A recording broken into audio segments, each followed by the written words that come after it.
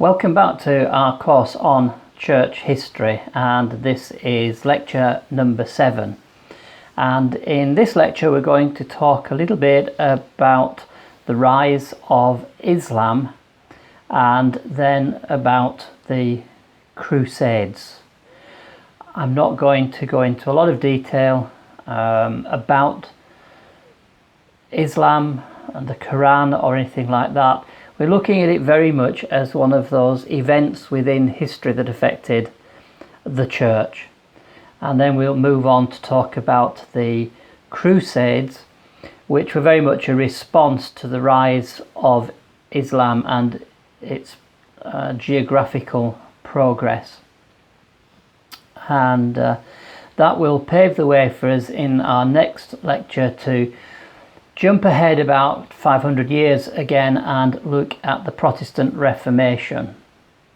And some of the chief characters we'll look at then will of course be Calvin, Martin Luther, Henry VIII, and a number of other activities from that period.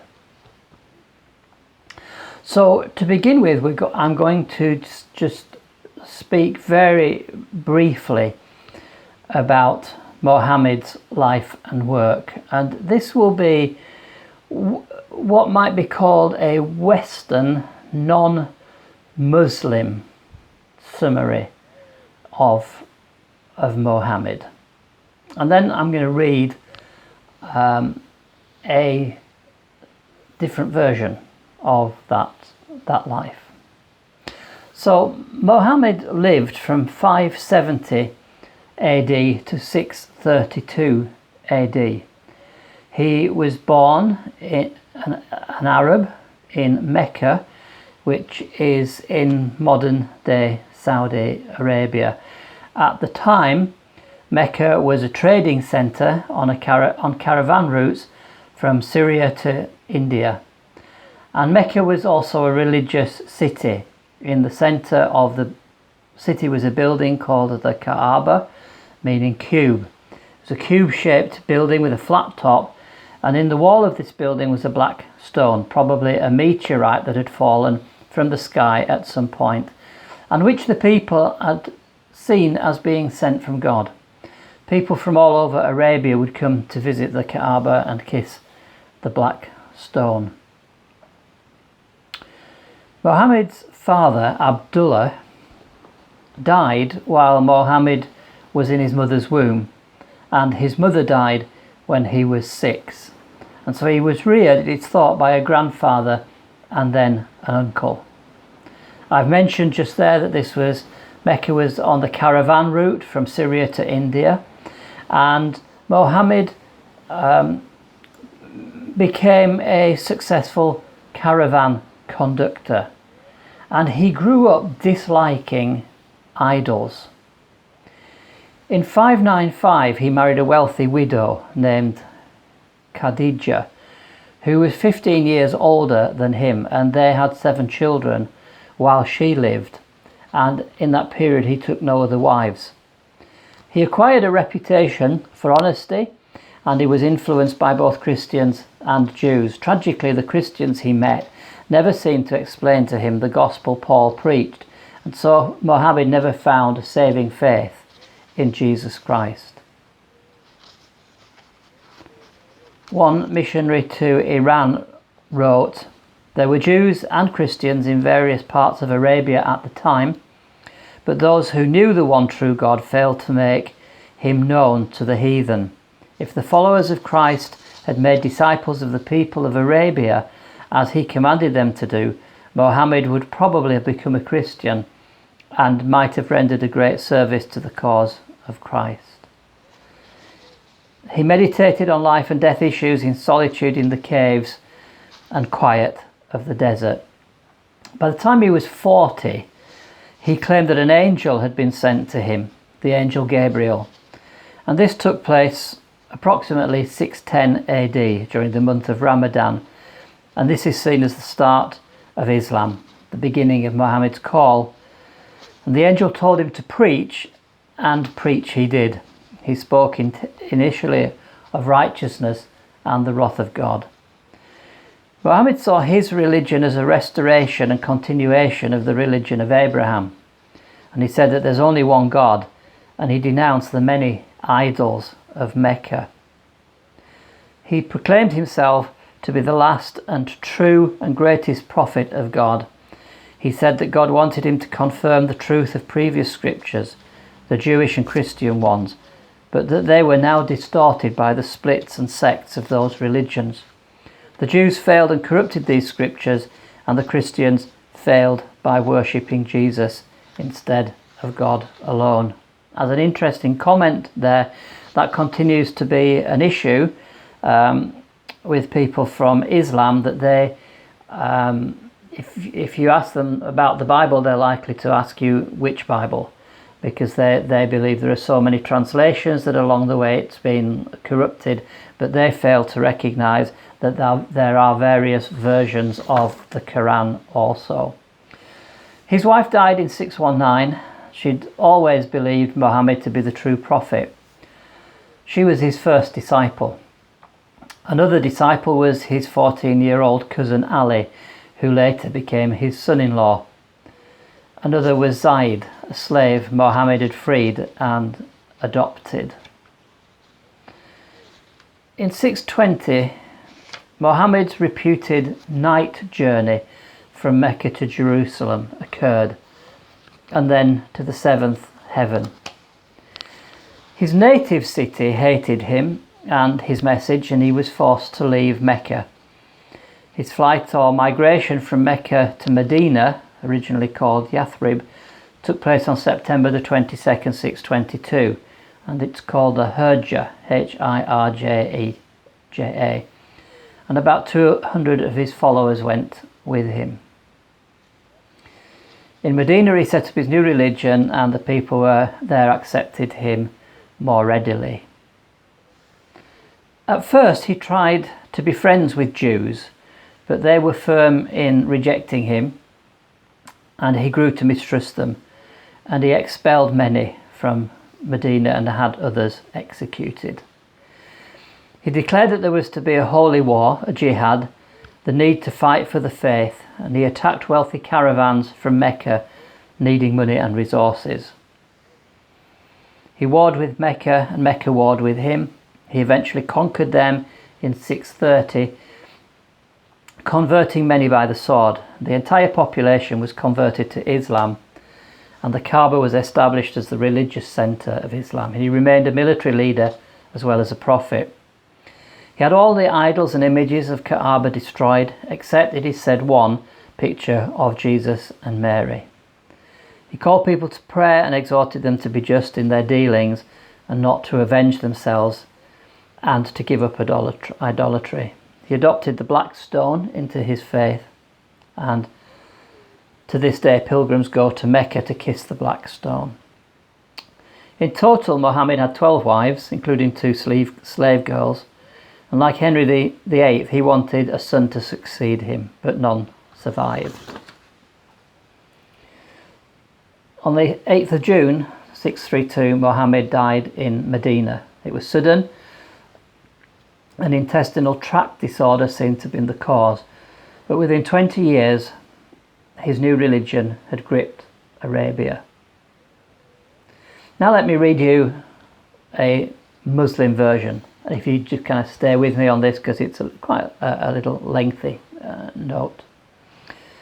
As Muhammad grew up, he became known for his truthfulness, generosity and sincerity, so that he was sought after for his ability to arbitrate in disputes. The historians describe him as calm and meditative. Muhammad was of a deeply religious nature and had long detested the decadence of his society. It became his habit to meditate from time to time in the cave of Hira near the summit of Jabal al-Nur, the mountain of light near Makkah. At the age of 40, while engaged in meditative retreat, Muhammad received his first revelation from God through the angel Gabriel. This revelation, which continued for 23 years, is known as the Quran. As soon as he began to recite the words he heard from Gabriel and to preach the truth which God had revealed to him, he and his small group of followers suffered their bitter persecution, which grew so fierce that in the year 622, God gave them the command to emigrate. This event, the Hijra, or migration, in which they left Mecca for the city of Medina, some 260 miles to the north, marks the beginning of the Muslim calendar. After several years, the Prophet and his followers were able to return to Mecca, where they forgave their enemies and established Islam definitely. Before the Prophet died at the age of 63, the greater part of Arabia was Muslim, and within a century of his death, Islam had spread to Spain in the west and as far east as China. You might have noticed some differences between the brief, what I described as Western non-Muslim summary, and that one, where there is no mention, for instance, of Muhammad robbing the caravan trains, etc. Let's look just very briefly at Muhammad's view of Christianity. Muhammad believed himself to be a prophet of God in the line and tradition of the great prophets of the Bible. Muhammad had always spoken of Jesus with reverence and respect, though he seems not to have understood the crucifixion. He believed Jesus escaped it. But he did affirm to believing in Jesus' virgin birth, resurrection and ascension. And he definitely had no idea or understanding of the atonement, and simply held that Jesus was a prophet. He believed that Moses had brought the law to the Jews, Jesus had brought the gospel to the Christians, and he had brought the Quran to the Arabs.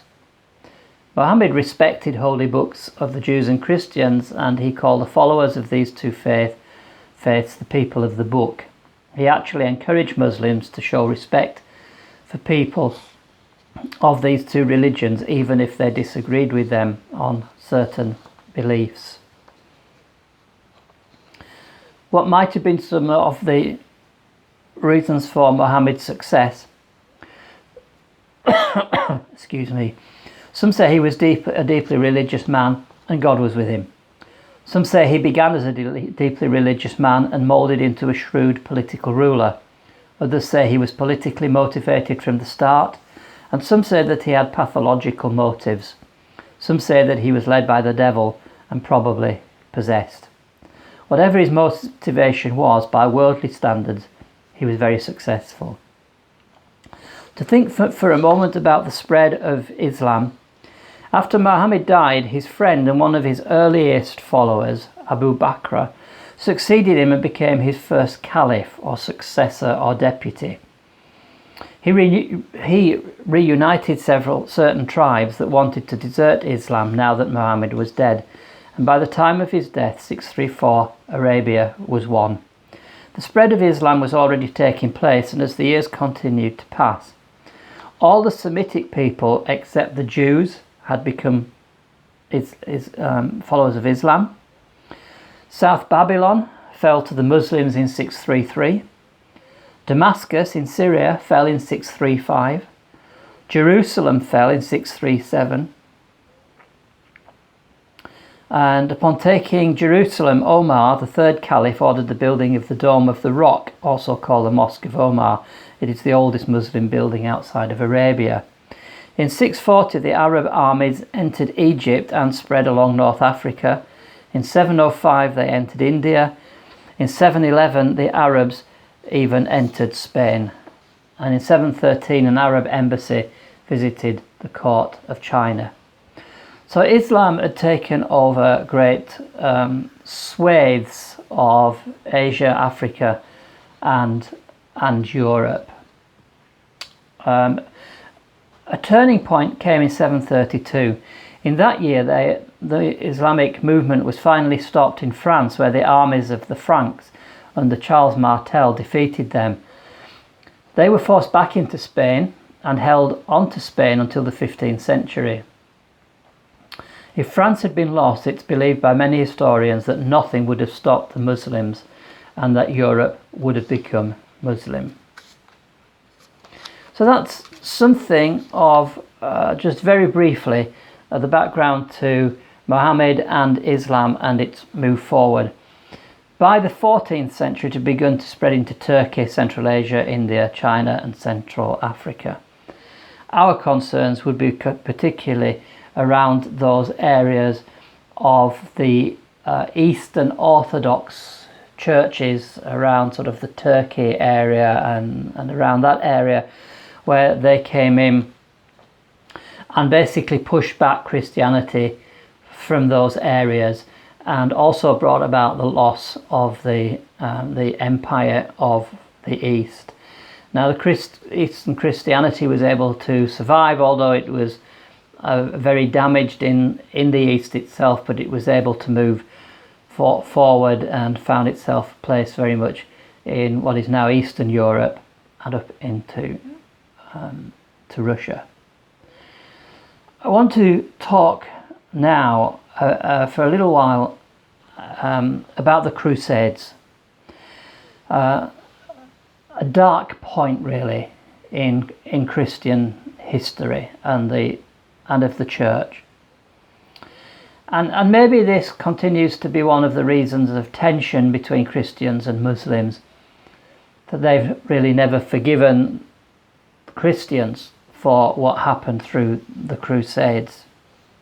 Now, when we talk about the Crusades, we are not talking about one relatively restricted period of history, but we're talking about a period of about 200 years in which there were a series of wars that were waged, particularly against the Muslims, against Islam. And the consequences really are very poor as far as Christianity and Christianity's reputation is concerned. The very word crusade comes from taking the cross, and was used to say that if you went and fought, and people used to say if you went and fought in the Crusades, you were taking up your cross to follow Jesus. The Crusaders who went off to battle wore a cross on their chest, and on the way home they wore it on their backs. But the Crusades go down in history as a terrible blot against the Christian church. The atrocities and sufferings caused by these wars is hard to convey. Not only did Muslims get attacked by so-called Christian armies, but so did Jews and even other Christians. People were butchered, raped, and tortured. Augustine, the theologian from earlier centuries, had spoken of the just war, that there can be war conducted by the state in defence of life and property, so long as the combatants, hostages and prisoners were all respected. All his great ideals were ignored during the Crusades. They were somehow more than just wars. They were holy wars, or so it was described. Islam had been birthed and then grew from about 600 onwards, and the Muslim armies soon absorbed the area of land known as Palestine or Israel. But it did not ruin Christian pilgrimages. Pilgrims from Europe could still travel to the Holy Land, and many did, and all was going along peacefully until the 11th century. In this century, extremist Muslims began persecuting pilgrims, and they also seized the city of Jerusalem from their fellow Muslims and turned north to spread into Asia Minor. The Eastern Emperor, Alexius I, was facing defeat and losing territories to the new extreme Muslims. He wrote to the Western princes and the Pope asking for military help in order to regain lost territory. This and the rumours of persecution of pilgrims inflamed many in the West against the Muslims.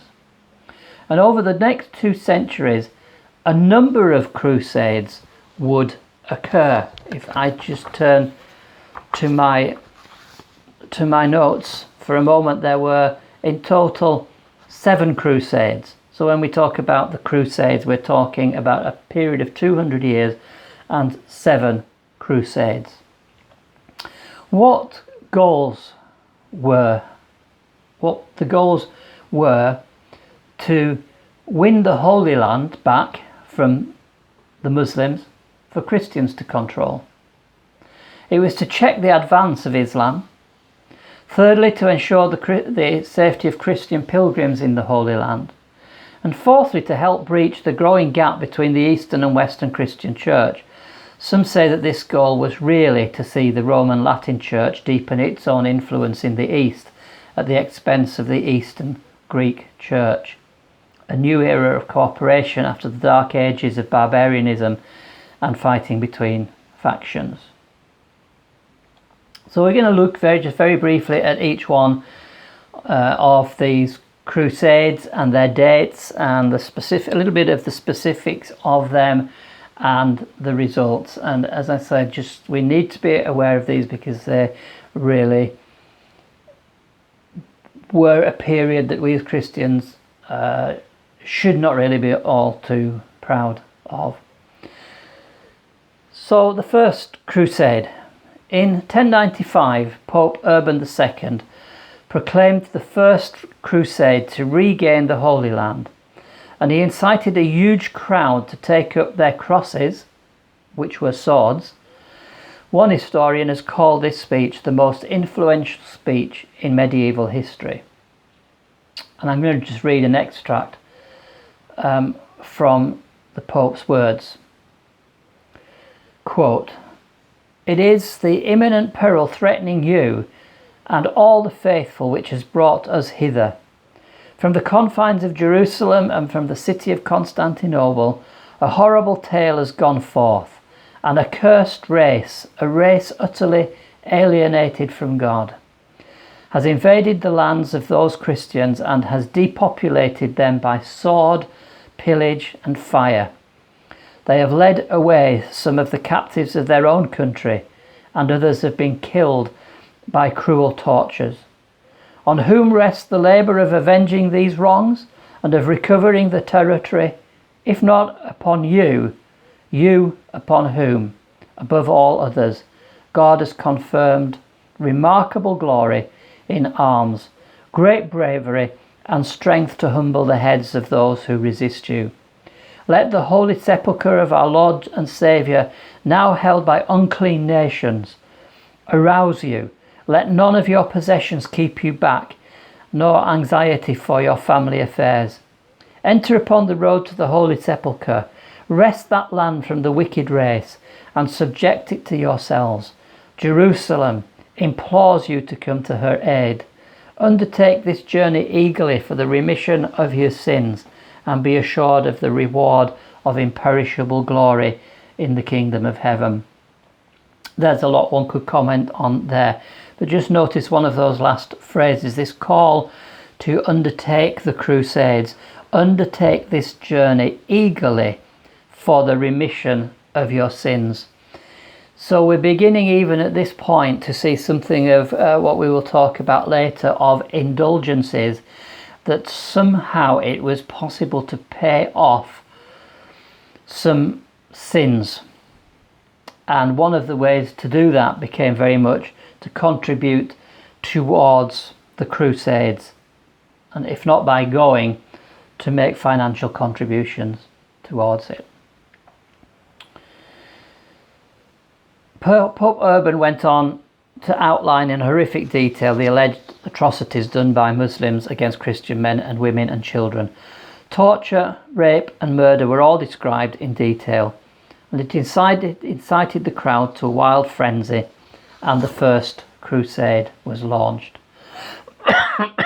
Excuse me.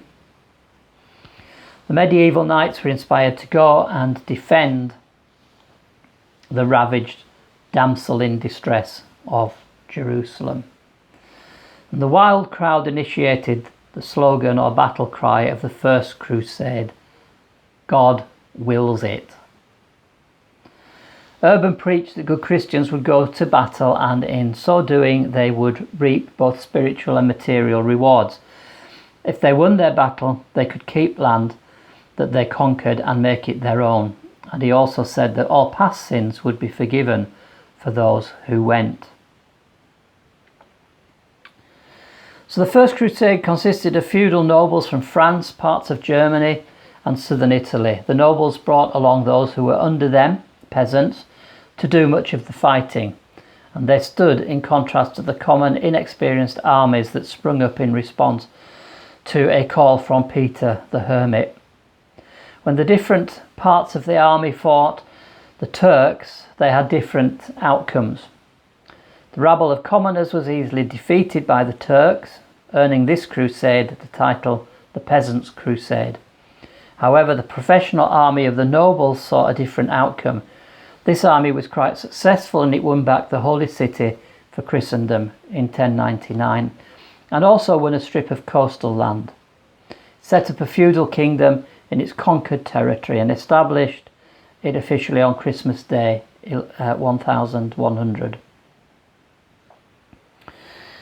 The conquering of Jerusalem had not been atrocity-free, as judged by modern standards, and as judged even by Augustine's rule of war. Firstly, Jews were slaughtered along the way, and towns pillaged for resources. Bear in mind, this is so-called Christian army. Once in the Holy Land, enemy soldiers that were caught were beheaded or had their limbs cut off. Others were shot with arrows or made to jump from towers. Others were tortured for several days before being burned in flames. Women and children were likewise killed. One report describes Muslim women having their babies ripped from their breasts by their feet to then be smashed against posts or flung over the city walls. 70,000 Muslims caught in the city were thus slain, and the Jews who had lived there fared no better. They were herded into a synagogue and burned alive. But the victors went to the Church of the Holy Sepulchre and gave thanks to God for the victory. The kingdom that was set up over the conquered land soon became typically feudal, and the majority of people living under the control of the wealthy nobles who had run this region grew to hate the new system. The Second Crusade dates from 1147, so almost 50 years after that first one. So maintaining the victory that had been won was to actually prove harder than winning it. Jerusalem was a long way from Europe, and so it was not long before Jerusalem was being threatened again by Muslims. Successful fighting by some Muslims led to the loss of some towns held by Christians, and there was fear that Jerusalem would fall to the Muslims again. In 1147, Bernard, a mystic who was from what is modern France, called for another crusade. The city of Jerusalem was appearing to look vulnerable. It needed to be protected. So Louis VII of France and Conrad III of Germany went off as leaders of this crusade. 2 years of fighting followed, but this time there was no great victory. Defeats and difficulties, including starvation, led to withdrawal and humiliation without victory. And the troubles of this army was enough to turn other potential crusaders off for a little while, though number 3 was still to occur. The Third Crusade occurred about 40 years later. In 1187, Saladin, the Sultan of Egypt and Syria, retook Jerusalem. It was not as bloody an affair as when the Christians took it during the First Crusade. Many of the 60,000 captured Christian civilians were freed, and about 15,000 went off to slavery. Saladin, you might say, was more noble than the Christians.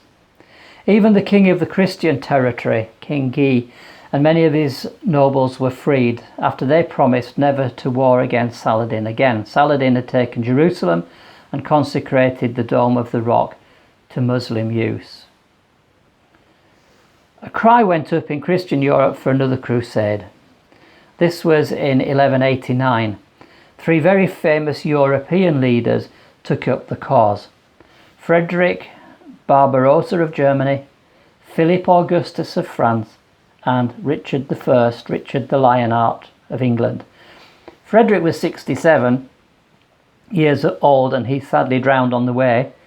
Philip, a very young king of only 23 years of age, went home after a number of disagreements with Richard.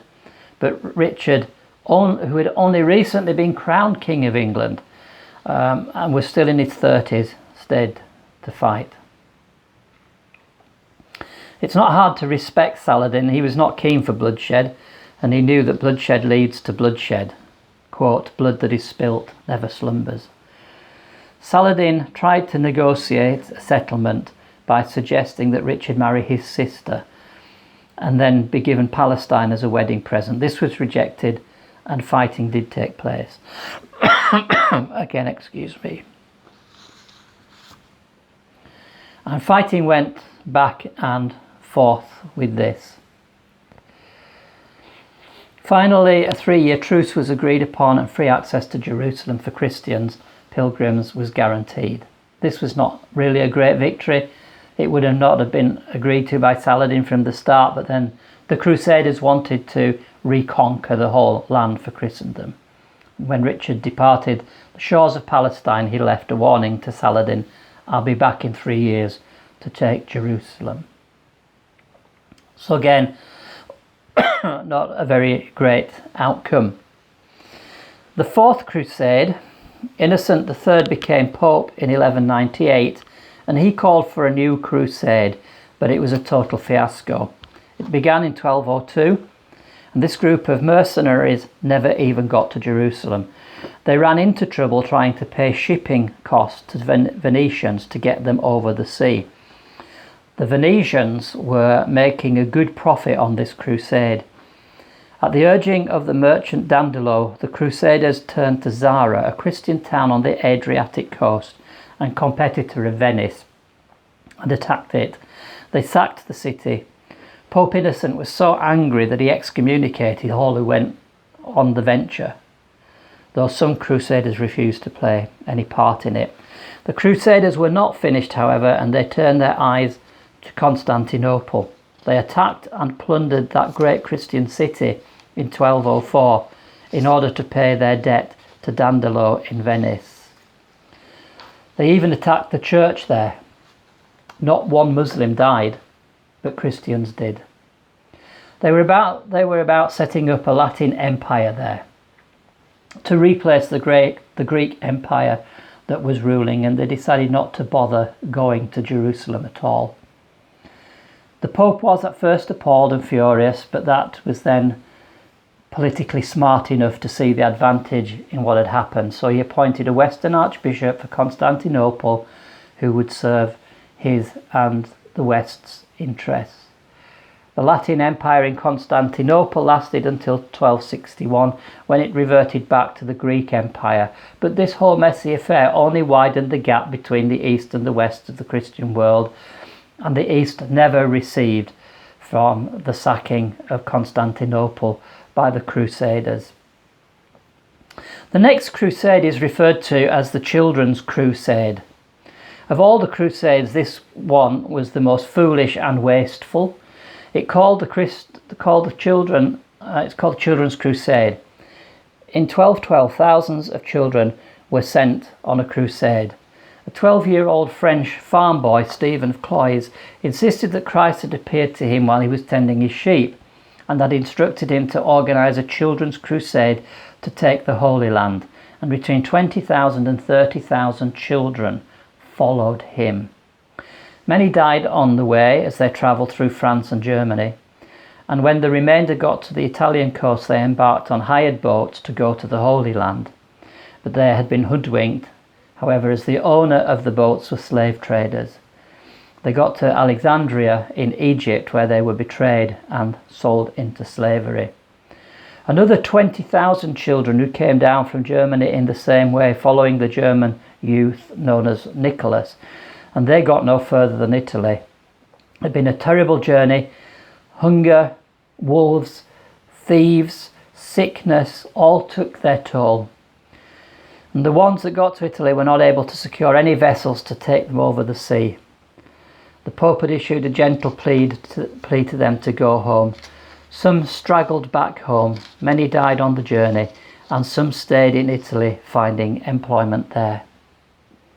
The Fifth Crusade, in 1217, a new crusade headed off to win Jerusalem by conquering Egypt firstly. It was led by the Hungarian king Andrew, and to start with went reasonably well, but it soon fell into stalemate. A compromise was finally made and an 8-year truce was signed, and the Crusaders returned home. On to the Sixth Crusade. In 1229, Frederick II, the young Emperor of Germany and Italy, regained control of the Holy Land by diplomacy. Frederick was the grandson of Barbarossa and was a most extraordinary man. He spoke 6 languages, including Arabic, and was very well educated for his times. He did not get on all that well with the papacy and suffered excommunication. But while in that state, he raised an army and went east. He met with the Sultan of Egypt, and by diplomacy only, he secured Jerusalem, Nazareth, and Bethlehem for Christendom. This was the crusade that had no fighting, and it remained in Christian hands until 1244, when it was lost again to Muslims. The Seventh Crusade, Louis IX of France attacked Egypt in 1249.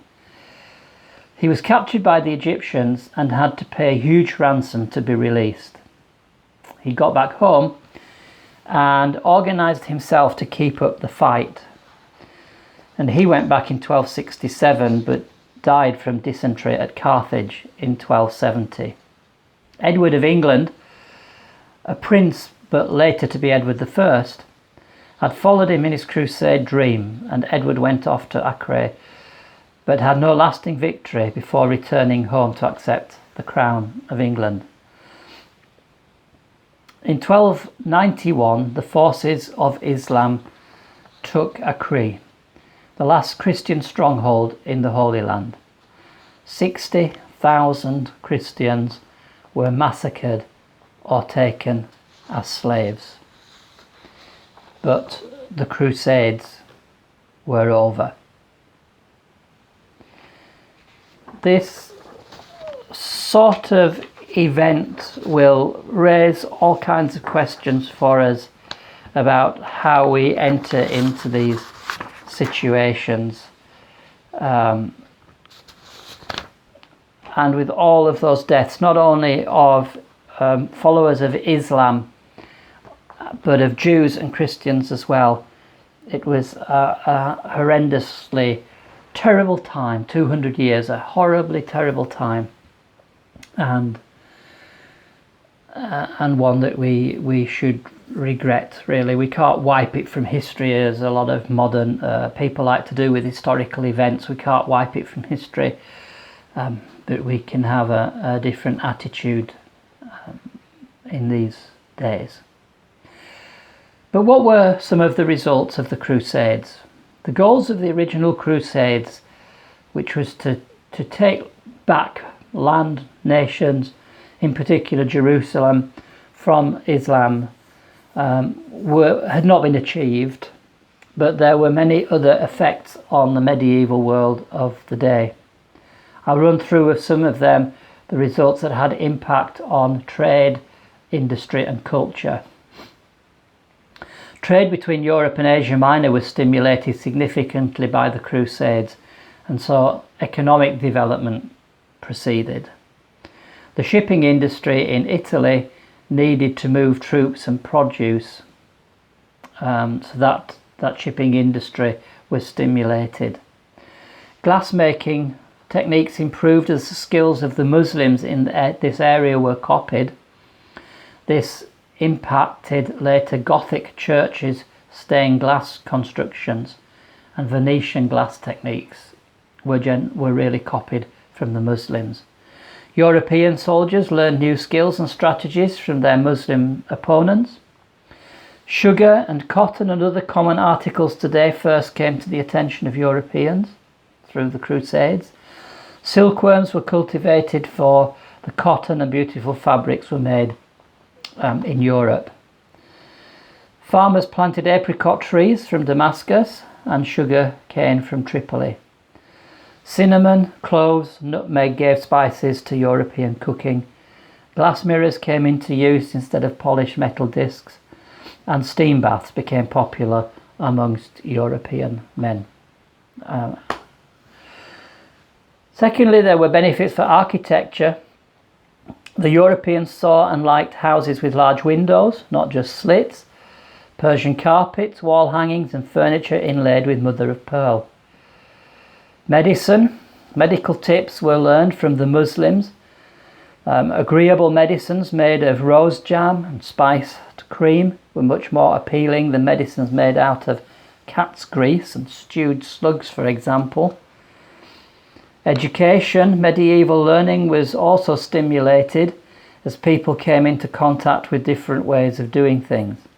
Lots of Arabic words entered the European language. Some say there were over 1,000 words. Economy, the feudal system was being chipped away at. To raise finances for the wars, feudal lords sold freedom to whole towns and individual serfs. Towns were growing and becoming stronger and proud. The economy became based on money and not bartering as a result of the Crusades. And in terms of the church, the power and the prestige of the church, although improved by the First Crusade, was greatly undermined by the rest. The weakening of Christian belief accompanied the failures. Religious attitudes, Muslim powers, once tolerant of religious diversity, had now grown not to be. So there's not much more that we have to say in this particular lecture. It's been important if we were studying, let's say, history particularly, world history or British history, European history, we might look in more details at the specifics of each one of these crusades.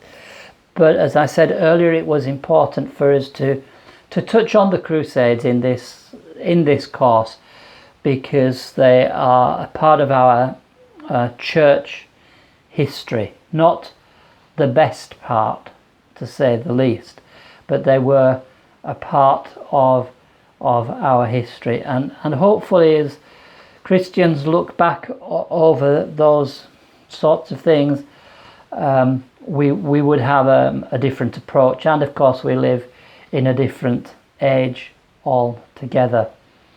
And I think we would today, whilst we still believe that Jesus Christ is the way, the truth and the life, and would want all people to come to know him, at the same time we have a respect for the religious groups, and we have respect for people who are not of the same faith as us.